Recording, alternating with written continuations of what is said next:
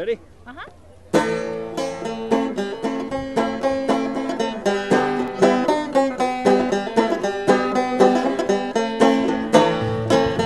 Alrighty, folks, it's Farrell once again with Crowd Surfing. We're here at Fort Buenaventura for the Easter Rendezvous. This is probably one of our most favorite ones to do at all. We was going to come last year, but of course it flooded, so we had to make up for it and make sure we come here. I think I'm going to go learn how to throw a tomahawk and maybe see about shooting a gun, maybe go talk to the root beer people, so sit back and enjoy.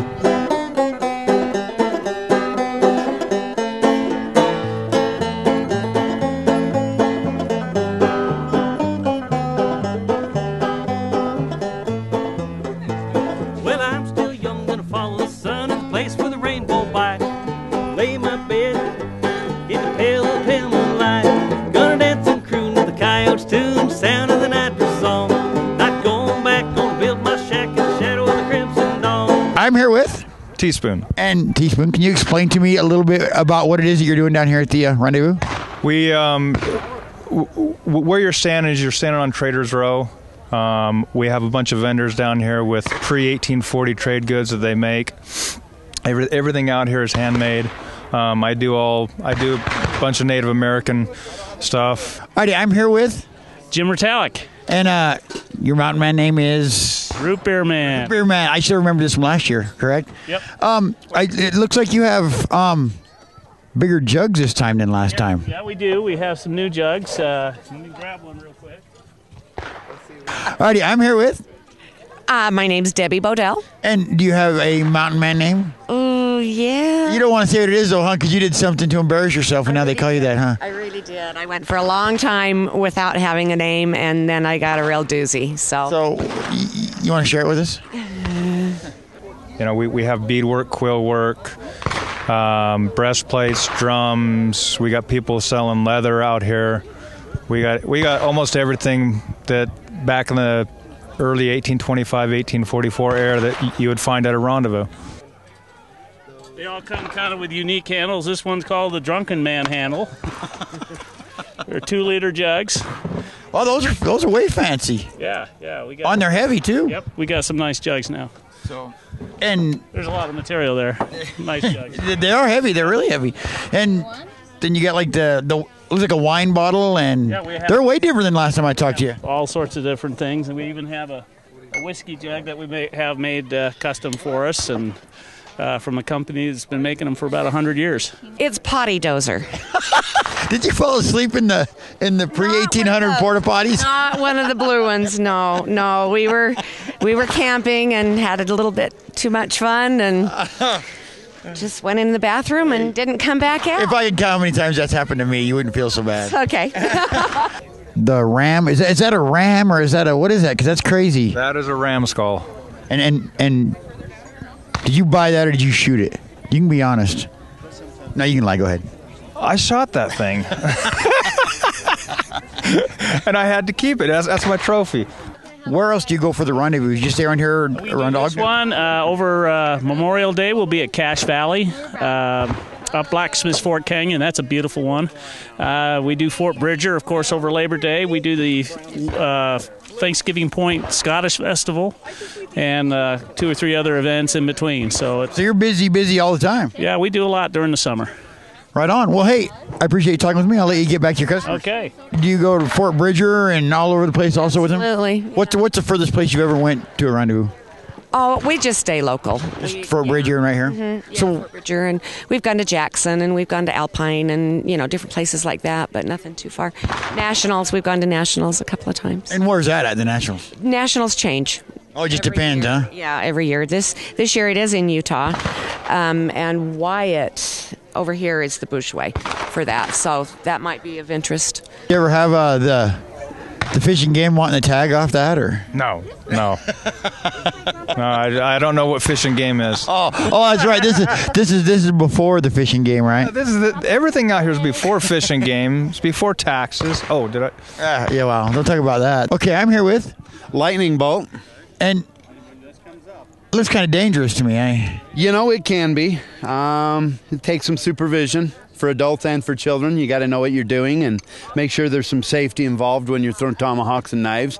Yeah, they're sharp, and you can be injured, and we don't want this to become that way, so we do our best to make sure the kids and the adults use some safety practices, just like when shooting a firearm. Knives and what are the blades steel on those knives, or are they, what do they call that?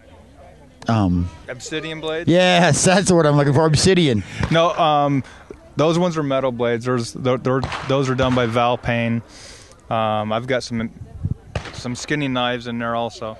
So where's the best place? So is it here at Fort Bridger? Where's the best one? My favorite one, and I love this one. This is a great one, but it's so short, just being the short weekend. We like the Cache Valley run. And how long does that one go for? Well, we go up and we stay like 11 days. Holy smokes, really? We have school days prior to the actual rendezvous days, so we go up and have about 3,000 to 4,000 third and fourth graders come through our camp. We set up a lot of different places for them to come and learn the Mountain Man area. So is this, they all look a little bit different. This one especially is way different. What is the difference between this one and this one? Well, this has got a handle. This is called a tomahawk. We call them hawks, throwing hawks and knives. When you throw a tomahawk, you throw from the handle. The various ways of throwing it are 1 rotation, 2, 2.5, 3, 4. Depends on your experience and your accuracy. The object is to aim at a target and to hit what you're aiming at. Just made with horns from various animals. Yeah, you got elk, deer antlers as the handles for the horns. Oh, so those are all handmade, huh? There's no... Yeah, everything here is handmade. I would get hurt with that. I probably shouldn't even... Yes, you would. I probably shouldn't even be touching... I know you. I've known you. You would get hurt with it. All righty, man. Well, hey, I appreciate your time. You bet. Thank you. Those are cool. In that time frame, the third and fourth graders are studying Utah history and the Mountain Man, so it's a great field trip. It'd be fun to scare the kids, have a bunch of rabid Indians attack. That'd be great. They'd never come back. They'd never forget it, though. They wouldn't. All righty. Well, hey, I appreciate your time. Thanks for talking with me. Thank you. Have a great day. Enjoy the rendezvous.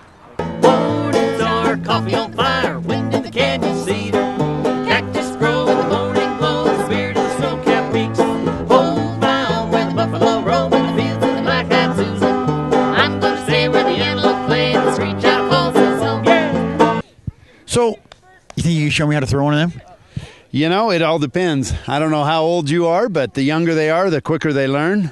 It'll take me forever then. Yeah, I've got a few kids here. I've tried to change their techniques, and it's easier to start. It's like riding a bike. You learn the right way the first time, and you don't have to relearn it.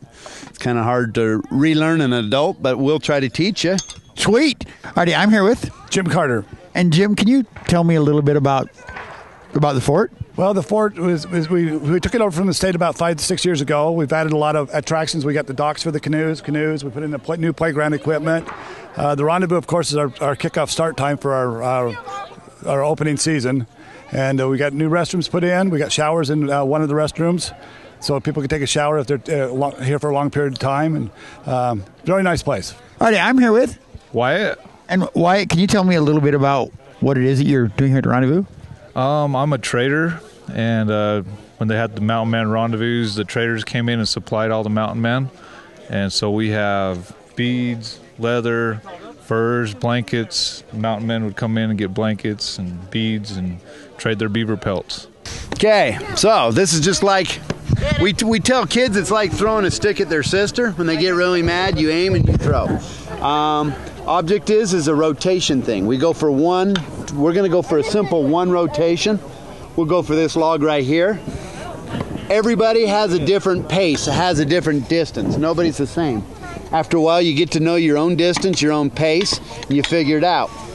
I lick my hand. I can hold on to the tomahawk a little bit better. I square myself up. When you throw a baseball, if you're right-handed, you throw it with your right hand and you step forward with your left foot. So you got camping spots, everything there in the back. You can camp and get a shower if you don't have one of them fancy RVs. Correct. And there's 2 group areas that we rent out for large groups and a lot of weddings. And we have some individual sites that people rent out from us too. So it's a good time. Good time. Come down to the fort, camp, and the lake here with the canoes. You guys have canoes that you can rent out? Yeah, the canoes are $5 an hour or $3 for a half hour. They're by first come, first serve only. So everybody gets first chance at them to go and take them out for a ride. It's pretty fun. You know, that's a lot of work. For guys like me, I'd only need it for like 3 minutes and realize that I have to paddle and I'd want to bring it back. That's why you bring a friend along, just in case. Say, paddle, paddle, paddle. You're like, hey, we're going to go on a canoe ride. You got to paddle, though. You'll find out if you're your friend or not. Absolutely. If you knows how to swim, too. Yes. Like these little bags here. What exactly are the little bags? Looks like little knife sheaths also. Yeah, we have some knife sheaths, some little medicine bags. Those are what you keep your little good medicine in. Indians wore those, and mountain men did too. So, all this stuff, is this stuff that you've made? Is it all handcrafted by you or people you know? Or I make a lot of stuff, but a lot of my beads are all old beads that are 200 years old. That the same trade beads that the mountain men would have had. Because if I throw with my right hand and step with my other one, I turn my body sideways and away from it. I want to stay square. And then I go for the center of the target. You look at it. I already know my distance just by sight. So I usually don't have to step it off. You step, you throw, and you're in. Okay? Oh, that good one. At the same time it hit, that was cool. You throw, you're in. Okay? That's the technique, is to step and to throw and to do the same thing every time. Don't change what you're doing unless you're doing something wrong and then correct it. Okay? So do people come down and fish in the lake? I mean, is it... We have it planted twice a year, you know what I mean? But the bad problem is that sometimes it runs out with the river. But we're going to have the pond dredged here next little while. So it'll some of the trout and the other habitat will thrive in there. Very good. All righty. Well, you're probably a busy man, so I'll let you get back to work. But thank you for talking with me. Thanks for having me. I appreciate it. Like, they're not plastic or manufactured. They're like authentic. Yeah, they're authentic. They're all glass. We don't sell any plastic at the Mountain Men Rendezvous. We try to be all pre-1840. Very cool. And why would somebody, let's say, buy a antler? Antlers? Everybody uses the antlers, mostly for knives, knife handles. A lot of artwork done on them too, and they cut them up and use them as buttons.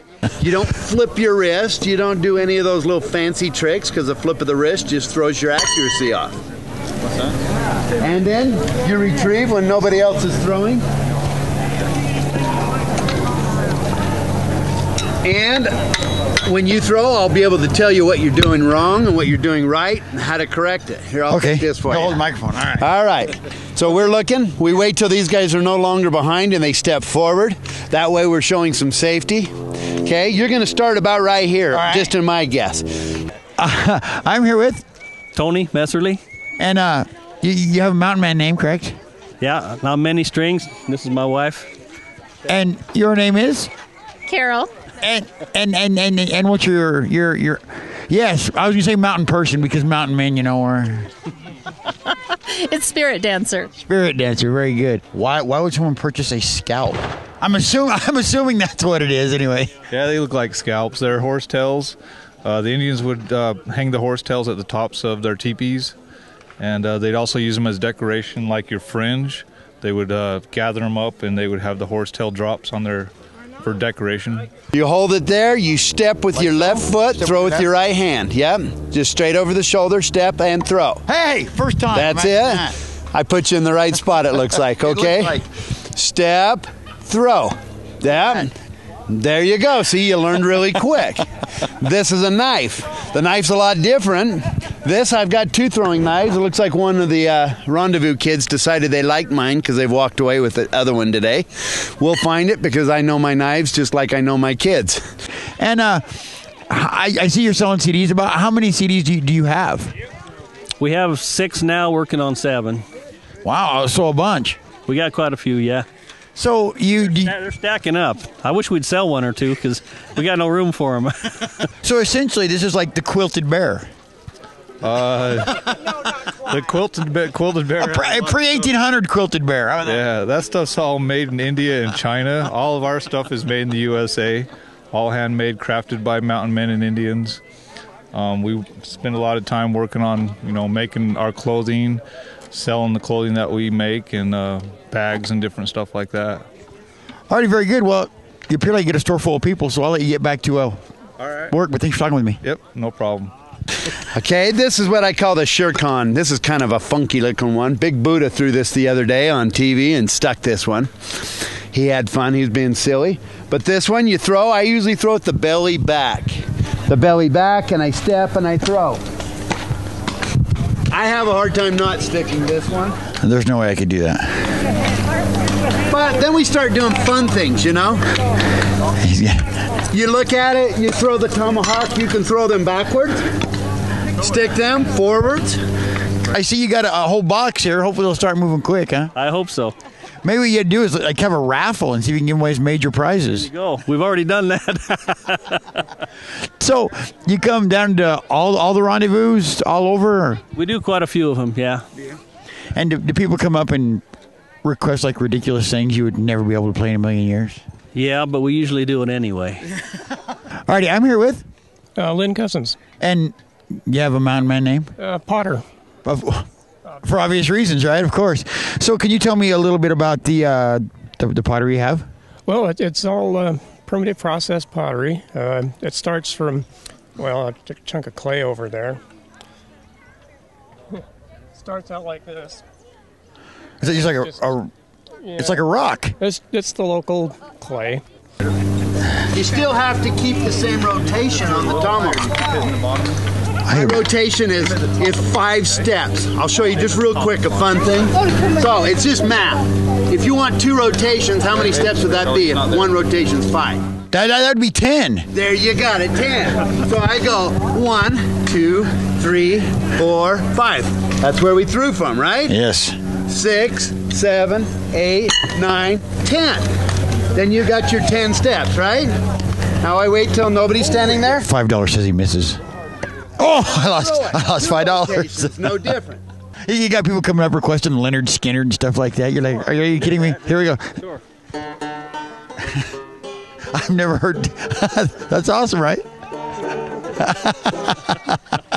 That's awesome. Little sweet home Fort Benaventura. You've heard that song, right? I heard it just now. All righty. Well, hey, I appreciate your time. Thank you for talking with me. Thanks. I have to process it and get all the non-clay stuff out of there. And then they're either, little pinch pots like this. I just take a bottle of clay and pinch it to form the pot.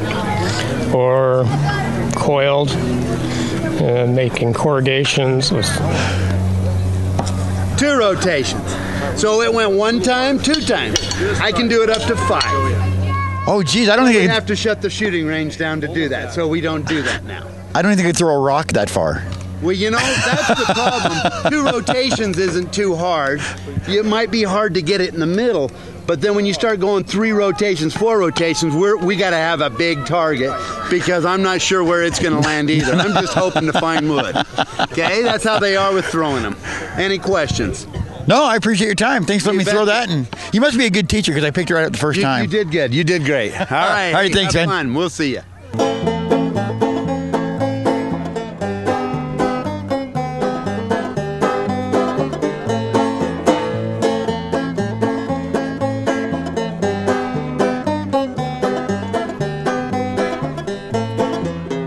So, do you have like a wheel you spin these on, or you just do it all? no potter's wheel.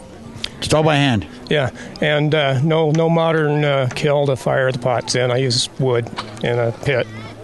Oh, really? So So no glaze, or is it just the pottery and the? No glaze. The shiny ones are because I burnished them with a smooth stone. And those are just fired in a wood fire outside. And the color variations are from the way the fire colors them for me sometimes, or I'll manipulate the fire a little bit to put stuff in it to make it burn different, darker or gray. Usually just a matter of smothering the fire. We'll do that. Alrighty, I'm here with Don Pritchard. And I know you have a fancy rendezvous name, don't you? I have no rendezvous name. Really? You're the only, well, maybe me. You and I are the only ones with a rendezvous name.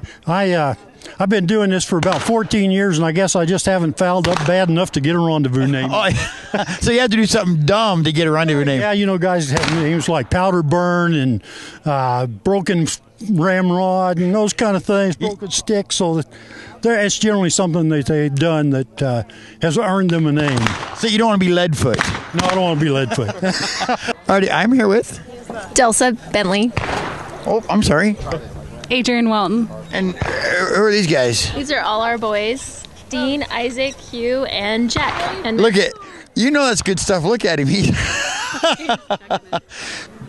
This one here, I've been using this as a cook pot. I've cooked all kinds of stuff in here. Soups. Oh, you can even get it hot and boil it up and everything, huh? Yeah, I've cooked pinto beans from start to finish in this thing.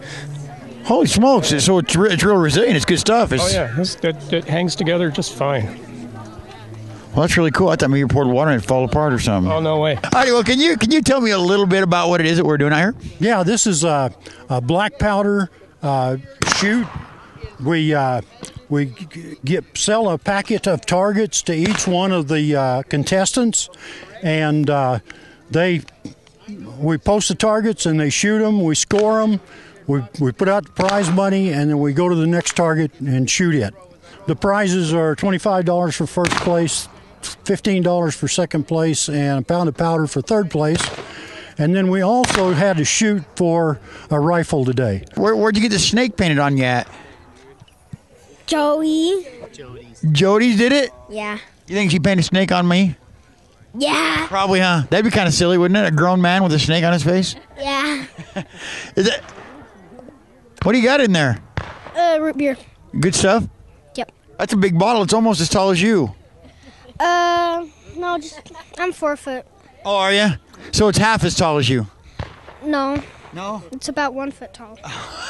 That's got water in it. Oh, wow, that's cool. So is it fairly fragile, though? I mean, like, Well, you got to be careful with it. Oh, yeah, of course, right? But it's not going to just sitting there with me next to it ain't going to break. No. If you hit it with a rock or something, then yeah, well, it'll break. All righty, well, hey, I appreciate your time. Thanks for talking with me. Oh, you're welcome. In the 1800s, $25 was a whole bunch of money, right? And people are loaded. Would have been in those days, yeah. You're giving away major prizes here for this. That would have been a month's worth of work. So can you tell me a little bit about the rifle that you guys are giving away? You bet. It's a Lyman Great Plains rifle. This is about as good as you can get for the production market now. It's a 54 caliber percussion. It means it's got a nipple on here and a little cap goes on it. And to load one of these, you pour powder down the barrel, then you put a patch on it, and then you put a ball on the top of the patch, and then you push it down with a ramrod. If I can get this one out of here. You pushed it down too hard. Yeah, I guess I did. And I see you're packing heat there. Where'd you get that? It's right behind you. No, it's behind you. Yes. Oh. Look at so. The root beer is our favorite part of the whole rendezvous. It's good. Obviously he's like upset. You don't give me that root beer, and he's yelling at you. We keep our bottles. We have our bottles. We keep them. We just get them refilled. We probably haven't bought a bottle for 3 or 4 years, but these guys are awesome. Well, I'm going near where the water runs clear. Smell the pinyon pine. Paid my dues to ride these shoes that across that sagebrush line. Throw my pack across my back and wait for the sun to shine. Gonna play my tune to the crazy moon of the big red river sky. Anyway, push it all down with a ramrod. Put a cap on the end right here. There's 2 triggers on this rifle. There's a set trigger and the actual trigger. You cock the set trigger, and then when you pull the front trigger, it's a real hair trigger, and it shoots. So you'd pull the first trigger, and then you pull the back trigger to set the mechanism, and then you pull the front trigger, and it makes this a real hair trigger, so it's real easy to pull. Yeah, and they're always busy. Oh, they have a line out the door at Fort Bridger. Oh, really? The whole day. Like, it takes us 20 minutes to get our root beer, and we plan at certain times because we know they're busy. Well, you probably should get like preference because you come all the time. They had to give you like a VIP line, right? I know. Get you like a piece of leather or something that's dyed red that shows your VIP. We actually do have a refill line, so people that are just there to get the refills, they do have one. So a lot quicker. Alrighty, well, I'll let you get back to enjoying your root beer and feed this child some because he's going to be upset. Lunchtime. Alrighty, thank you. My name's Lyle Gingrey. I'm with the Utah Sons of the American Revolution. And what exactly is the Sons of the American Revolution?